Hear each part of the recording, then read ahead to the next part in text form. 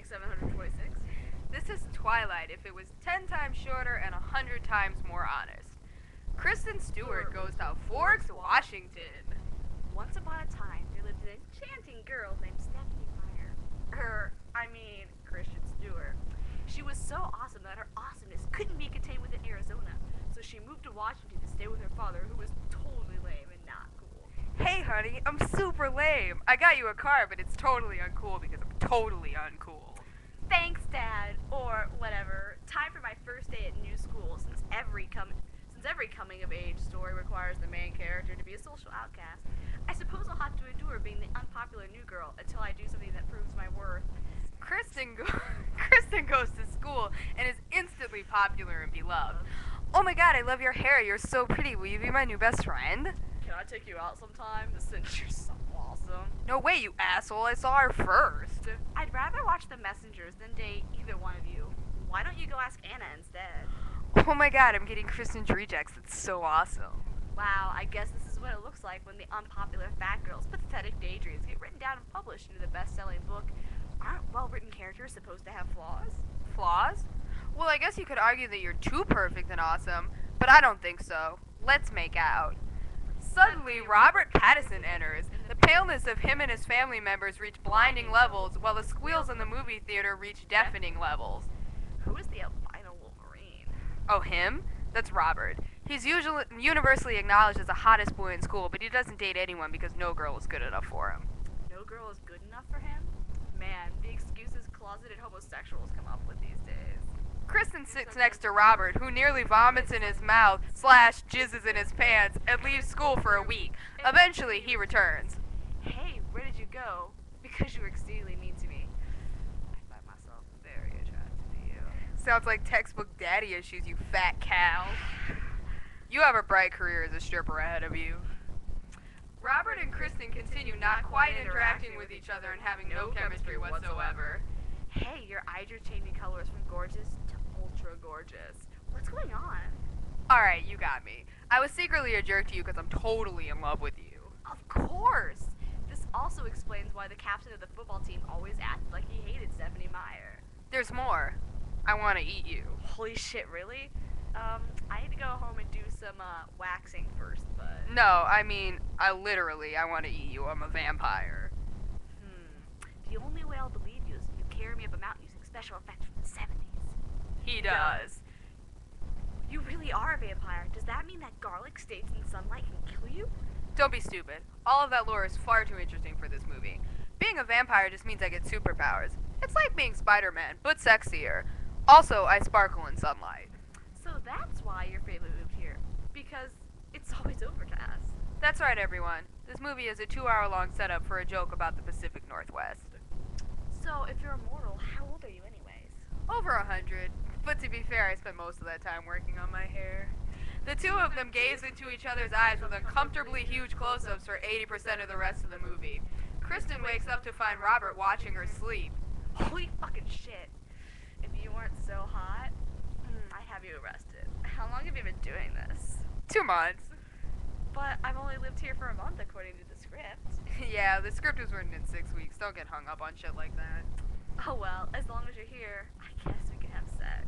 No, I can't have sex with you. I'd bite you and turn you into a vampire. Also, I ejaculate boiling venom, so I need to wear like 50 condoms. It's alright. Oh. Wait, we can't have sex at all? You can't suck my blood? How can you make a vampire movie without sucking blood? It's alright. I think this movie already has more than enough sucking. Billy Burke is cleaning his gun and drinking a beer while listening to country music. Dad, my boyfriend is coming over to pick me up. Try not to get dork all over him. Okay, let me meet him after the movie makes the film industry's 10 billionth joke about protective fathers disliking boyfriends. Alright. Oh, and he's a 100-year-old vampire. Don't say anything racist about vampires, okay? Hello, sir. It's a pleasure to meet you. Kristen has said absolutely nothing about you because you're so lame. So, I hear you're a 100-year-old and interested in my 17-year-old daughter. So, mathematically, that's like, what, a 40-year-old dating a 6-year-old? Hey, so my friend Chris Hansen would like you to have a seat right over there. Dad, you're embarrassing me almost as much as my acting. I'm just going to go over to his house and have dinner with his family. I'll be back before 11, unless the ravenous vampires murder me. Of course. Alright, just bring this pepper spray with you. It's literally the very least I can do to protect my teenage daughter. Dad, stop being such a loser. I don't need this. Really? Were you almost raped by 4 guys earlier in the movie? Yeah, but I have a boyfriend now, which means I no longer have to be independent or physically capable of doing anything on my own. God. Robert and Kristen go to visit Robert's family mansion in the middle of the woods because, of course, the fantasy male should be rich, too. Kristen meets Robert's vampire family. Jesus, this place is paler than an Anne Rice book signing event. At least it doesn't smell as bad. Welcome to our ridiculously expensive home. I'm the father figure of this family because I'm the one who turned them into vampires. There's something disturbing about the fact that I have only turned teenagers into vampires. But let's ignore that. Wow, you guys are so close. What keeps this family together so well? It's funny you should ask. Let me tell you about Count Joseph von Smith. One day, a vampire named Moria Luna appeared to him and told him to find these golden stakes buried in a coffin. Knock it off, Dad. So there must be something really special about you. For Robert to take such an interest in you and risk the lives of his entire family. Tell us about yourself. Oh, me? Oh, no. I'm just a hollow placeholder for all the teenage girls in the audience to project their personalities into. I have none of my own whatsoever. Oh, well, what do you like to do for fun? Mostly smoke pot on my porch in front of the paparazzi. What do you guys?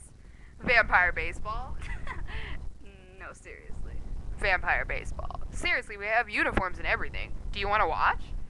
Actually, as it happens, the very last thing on Earth, or I, another person, would want to do is watch vampire baseball. But go ahead. They play vampire baseball, which looks exactly as stupid as it sounds to all the males in the audience. The game attracts the attention of some evil vampires who actually do the type of shit vampires are supposed to do, like fucking kill boring humans. One of them, Cam Kindadget, notices Kristen. Oh man, that looks great. Are you gonna finish that? Stay away from her, or my family will have to kill you. Specifically, we'll have to hiss at you like 5th graders pretending to be Dracula, and then kill you. Murder, eh? That's one hell of a family activity. My family usually just plays Scrabble. The family that slays together stays together. Cam tries to eat Kristen, a poorly directed action sequence ensues, and eventually he is defeated. Kristen's been bitten. She'll be turned into a vampire within minutes unless you suck the venom out. I can't do it for some reason or another. Since the whole novel this is based on is just a Mormon propaganda for abstinence, and blood-sucking is a metaphor for sex, what exactly is this advocating? Look, all I know is you're gonna have to pull out before a climax, and it's gonna be really hard. The climax of the movie, I mean. He does. It's very dissatisfying. Kristen wakes up in the hospital, and Robert wakes up after her. I thought vampires never slept. Script, 6 weeks, remember? Right. Well, thanks for saving my life after endangering it by inviting me into your dangerous world. Let's go to prom together. Actually, I think it would be better if we broke up. To protect you. From vampires? No, from being typecast after this series is released. I'm totally screwed, but it's not too late for you. No, you can't leave me. Never. No matter what. We must be together forever. Holy shit, you're a clingy psychotic bitch. Maybe we have a realistic relationship after all. They stay together and go to prom. I want you to make me a vampire so that I can be with you, even if it means sacrificing my own life as immortal. So, the next generation of young women are currently flocking to see a female lead starring in a movie by a female director based on a best-selling book by a female author, and in this movie the main character wants to become completely submissive and self-sacrificing for a male. I love you. Put a baby in me. Oh well, at least the next 3 books can't possibly be more misogynistic and depressing. They are. End.